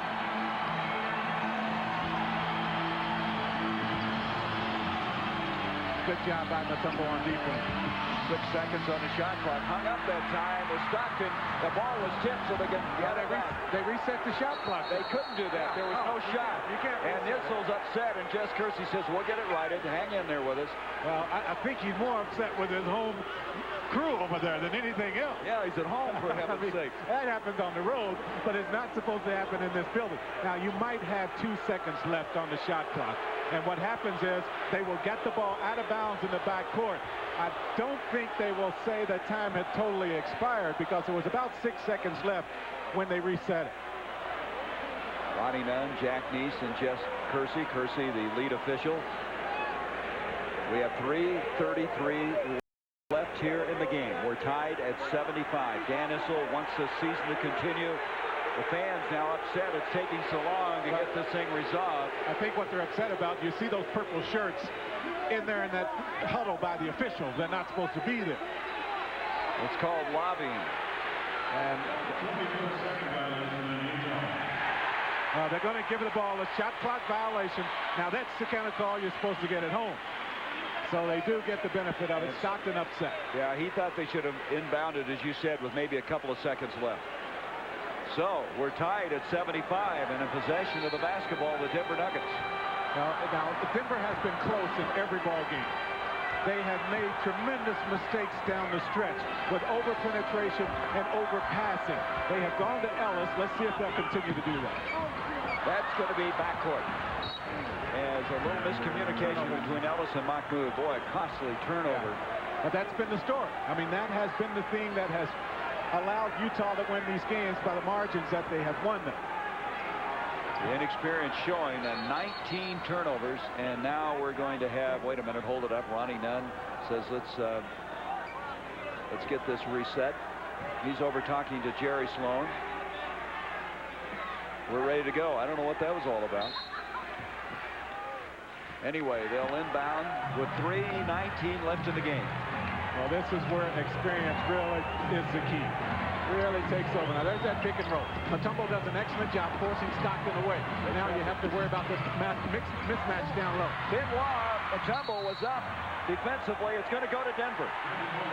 Mutombo always lurking, and that time might have been just enough near Benoit to make him miss the shot. Yeah, you just always look over your shoulder. You know he's going to be around. And while he might not get the ball, he forces a quicker shot than he wanted to take, and he forced the miss. Less than 3 minutes to go. Tied at 75. They double on Ellis. Someone's open. And Reggie Williams with a three. Good call. 2 huge threes in the fourth quarter. Make that extra pass. If you make the extra pass, someone's open because of the double team on Ellis. This crowd deafening right now. Stockton, baseline. Oh, he goes all the way. What a beautiful play by the All-Star, who just turned the corner, went in, and now has 16 points. Well, that's why it's so important for Mutombo to step out there and not allow him to turn the corner. Even if you have to step out of bounds to keep him from going all the way, you do that. He's in no foul trouble. Mutombo has 2. Now, that's the shot he must make here. Brian Stiff open. Rebound cleared by Karl Malone. Nuggets still by 1. Malone now with 8 rebounds. Pick and roll with Karl Malone. See how Mutombo plays him. Does Stockton get around the corner? No, he does not. They trap it very well. Stockton then tries to go to the other side, get some floor balance. Here's Benoit, and Mutombo up and challenged him, and it's going to go to Utah. Wow. Mutombo saying, wait a minute. We're going to have... Now, wait a minute. Well, Mutombo's still arguing. Issel wanted to be sure that was Utah's ball before he goes back to huddle up during this timeout. Well, watch Mutombo go for the block attempt. Now, does he touch the ball as it's coming down out of Benoit's hand? Let's see. No, he doesn't. He does not get a hand on it that time. It goes out of bounds. It should be Denver's ball, but it's going to go the other way. The Nuggets miss an opportunity. To prove that point lead, you see the time left in the ball game right there on your screen. Here's that play again. Now, sometimes it's obviously nice to have a big shot blocker in there like Mutombo. He changes up so many shots, but here maybe he gets penalized because he says he did not touch the ball. The official says, hey, you're the best shot blocker in the league, so I know you're up there. You probably got a hand on it, so they're going to give the ball back to the Jazz. And during that entire break, they had a big discussion going on, but Jess Kersey hanging in there saying, no, it's Utah's basketball. Total judgment call, a tough place for the official to change his mind. You can see both teams have a foul to give with 1:48 left. Now, Mahmoud has had a hard time handling the pick and roll the whole game, but Denver has done a pretty decent job. Now, there he is again, gets held up. Boy, he got picked in, didn't he? As yes. Stockton ducks inside. Mahmoud ran into that pick, and he was just straightened up. Yeah, he's got to step up into Stockton. He can't run into the screen. He's got to body up to Stockton, force him to veer out some away from that pick. And that's the only way he's going to be able to get over top of Karl Malone. The foul was on Reggie Williams, his second. John Stockton at the line. Stockton is 4 of 5 from the stripe. I don't know if anybody you'd rather have at the line than Stockton in this situation. I don't know anyone you'd rather have the ball in his hand. In the offense, that's Stockton. 78 apiece, and it stays that way. Well, we talked too much about him, I guess. 78 all, a minute and a half now left in this ball game. The old Brock Besser's jinx. Yep. It's your fault. Ellis wants it inside. He's going to try to take on the illegal defense again. Benoit stepped into the paint. That's twice they've called it on him. Yeah, Chambers got it called once against him, but watch Benoit as he comes into the painted area. Mahmoud makes the move, and he steps in to double up on Mahmoud while he does not have the ball. So Mahmoud, the leading free throw shooter in the NBA, gives the lead back to Denver. Jerry Sloan said we're going to have to make some adjustments. He says, I think we'll be focused. And here tonight, trying to end it and get some time before they go to the Western Conference Final. Denver wants to extend it to a Game 5. Now let's see where the double team comes. Hornacek is coming. Ellis is doing everything. He's made about 2 additional moves the last 2 times. He is throwing leaps and bounds every game in this series. 81-78, Denver. A minute 5 left. A better job. Stockton and Ellis. They didn't call a foul. Stockton continued on to shoot it. Ellis tried to avoid the contact. Stockton had the presence of mind to hit it anyway. That's why you want him to have the ball. 19 points for Stockton, a 1-point game. Less than a minute.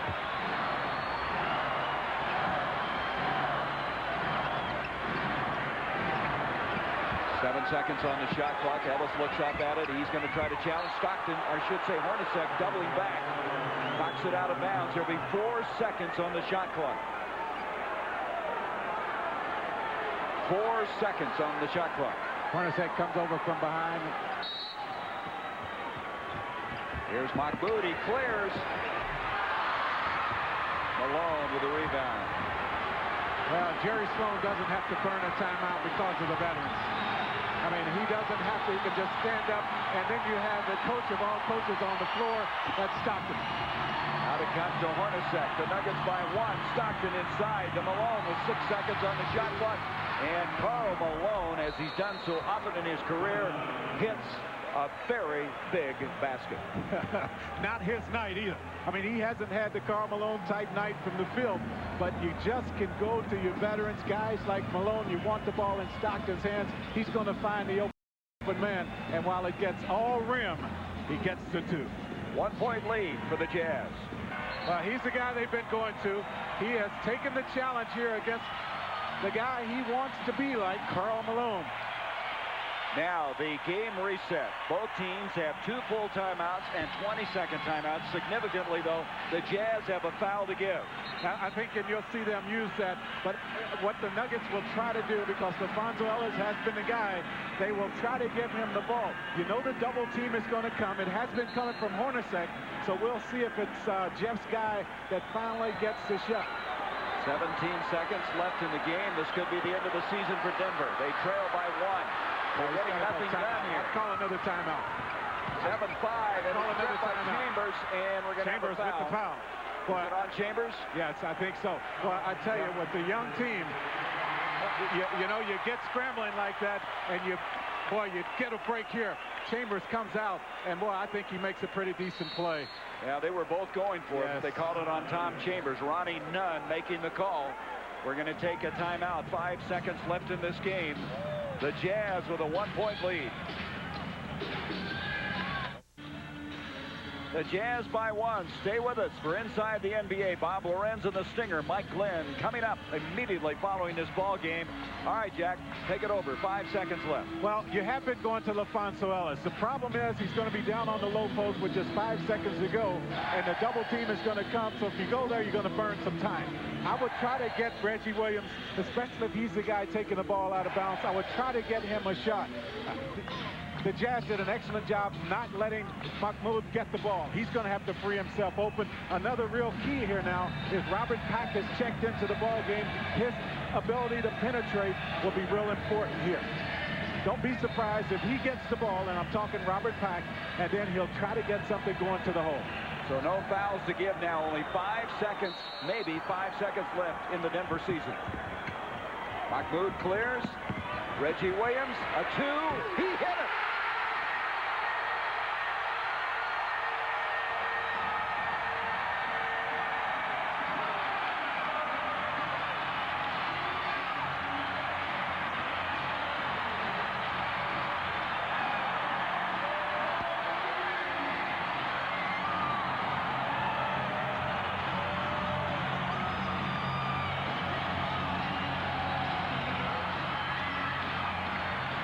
Reggie Williams, the captain, steps forward for the Denver Nuggets. Well, as I say, if Reggie takes the ball out of bounds, look for him to get the shot. He steps up, knocks it down. Excellent play called from the bench. Mahmoud was able to free himself here. Reggie Williams with a quick step in. And 9 times out of 10, the play is designed for the ball taking it, the player taking it out of bounds. The other key thing with having Reggie handle it out of bounds, he is a veteran player. He's not going to throw the bad pass, knowing that he has a timeout to waste. Well, Reggie Williams has 21 points. That's not his high for the playoffs. He had a 31-point game against Seattle, but no bigger shots than that. Now, they'll get it out at half court with 2 seconds still left in this ball game. Well, Stockton is the guy that I want the ball to touch first. You want the ball in his hands. He is so clever at getting the ball to someone else. Now, 1.9 seconds to go. He's not going to have a lot of time. Karl Malone also look for him to come off a screen along the baseline or a back screen to free him up for the quick little turnaround. I think Denver will come with a big team. You might see Brian Williams check into the ball game. You're also going to see Mutombo there, and they're going to do everything they possibly can to clog it up and make it difficult, number one, to get the ball in bounds. They haven't had a delay of game, so they'll step out to see what's going to happen there, but they will come with a big unit to try to make it tough for the Nuggets, the Jazz, to see the basket. Both teams have a full and a 20-second timeout left. Let's check the lineups now as we come back. That's Phil Johnson talking to Jeff Hornacek, the assistant to Jerry Sloan. Denver's going to have Mutombo, Ellis. Let's wait. They started to come out. They're trying to disguise who they're sending out on the floor to the last minute. They're wanting to see which players come on the floor for the Jazz. So they're going to keep their smaller unit because the Jazz come to keep the quickness. Brian Williams now will check in. Brian Williams will come in, and they get some size in with 1.9 seconds. He comes in for Reggie Williams. We have Malone, Hornacek, Stockton, David Benoit in the lineup, along with the mailman. Now, Brian Williams checks into the ball game. I think you'll see the Nuggets step out and get the delay of game. Then they will probably come back with Reggie Williams because he is a better defensive player against some of the quicker Nugget players. The other thing with Brian Williams is he can step up. There he is. Yep. But he waited too late. But Benoit, they threw it away. He waited too late. You saw him step out of bounds. So he's still going to get the delay of game call. That's a gift. Get a reprieve here. That's a gift. He waited too late to go out of bounds. Now he has to put the pressure on. And that's good job by Brian to make it big. Hornacek with a 3. And the season continues for the Denver Nuggets.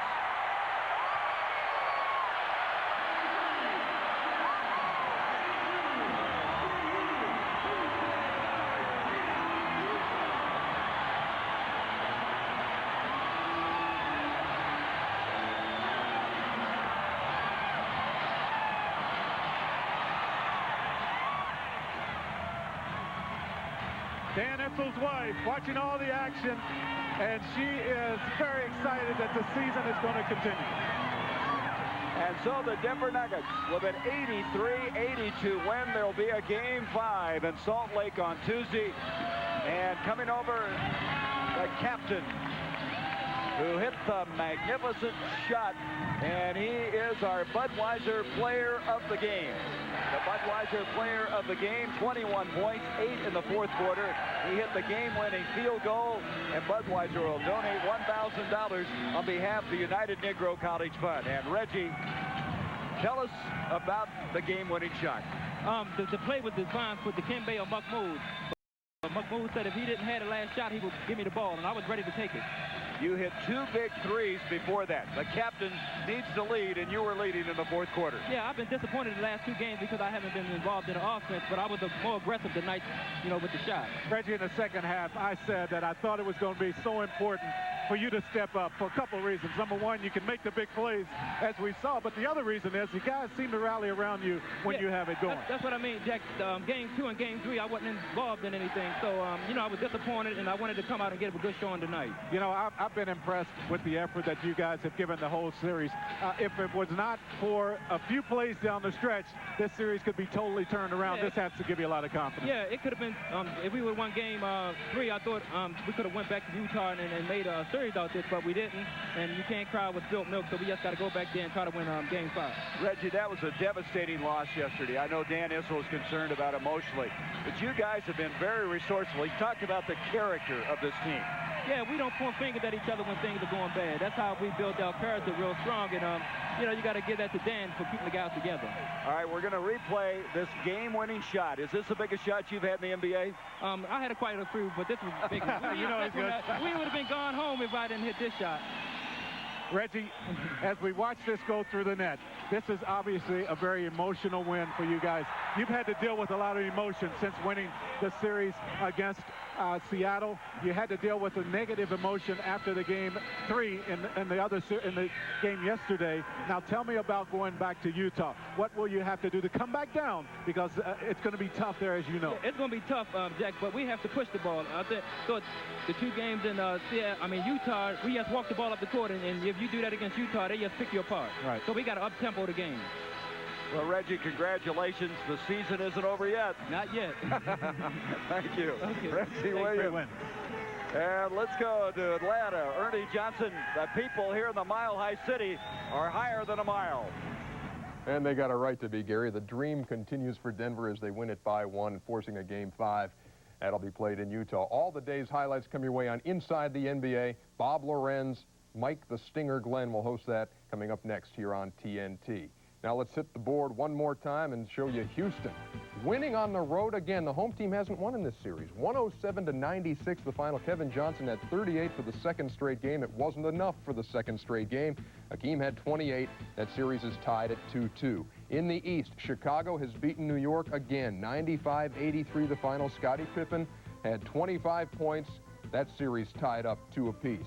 This one is not tied at 2 apiece. It's Indiana 3-1. They're on the brink of closing out the Hawks. 102-86 was the final. Reggie Miller had 25.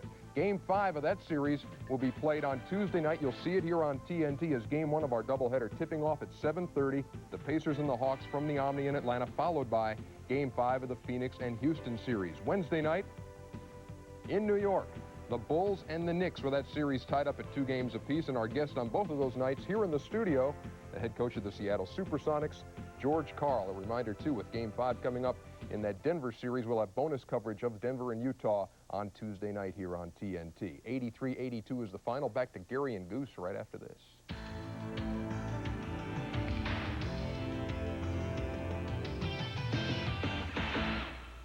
You by Budweiser. Beechwood aged for a crisp, clean, classic taste.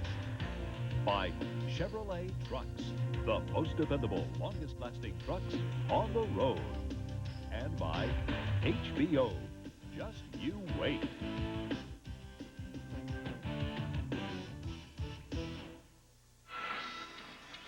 The Denver Nuggets, dramatic win here tonight, are still alive in this best of 7 Western Conference Semifinal. And here's the winning basket by Reggie. No, this is last shot by Jeff Hornacek, the 3. Before that, Reggie Williams with that remarkable effort with 5 seconds left. The captain stepping forward, nailing the shot, and giving them the victory here tonight. Well, the Jazz got a last chance at it because as the the pass sailed out of bounds, Brian Williams was a little late to get there to get the delay a game, and that gave him another shot. Hornets, they got a pretty good look at the basket, and he's capable of making that shot, but you can't take a thing away from Denver. They hung tough, made the big shots when they had to, and they get a win here. Well, let's look ahead as far as the remainder of this Western Conference Semifinals concerns. We mentioned they'll head back to Salt Lake City, and that will have bonus coverage, Game 5 in Utah, and then if necessary, Game 6 right here on TNT from the Nichols Arena, and Game 7 in the Delta Center in Utah. So the Nuggets with this win tonight. You know, we talked about the fact that when they got to this round, it was all gravy, but I think they found out that they aren't satisfied now. Winning tonight, they still want to continue on. This is a team that's growing by leaps and bounds. And if you think about it, Gary, every one of the games in this series could have ended this way, because they have been right in the ball game down to the stretch. They have made the mistakes, as young teams tend to do. Yeah. They've made the mistakes. The veteran ball club in the Utah Jazz, they've taken advantage of them, so they have played very well. Well, let's take a look, Jack, at some of the numbers in this ball game. Look at this, 14 blocks by the Nuggets, and how many ties and lead changes we had. It was that kind of game. 16 ties, 14 lead changes. Malone with 20 points. Most players would be satisfied with that. For Karl Malone, that is a subpar effort. Reggie Williams making the big shot at the end, ends up with 21, 8 big points in the fourth. And LaFonso Ellis had 10 big points in the fourth quarter. So 83-82 is the final once again. Denver continues on. Tuesday night, 7:30 Eastern. We'll have doubleheader action. The Indiana Pacers travel to Atlanta for Game 5. And then the Phoenix Suns and the Houston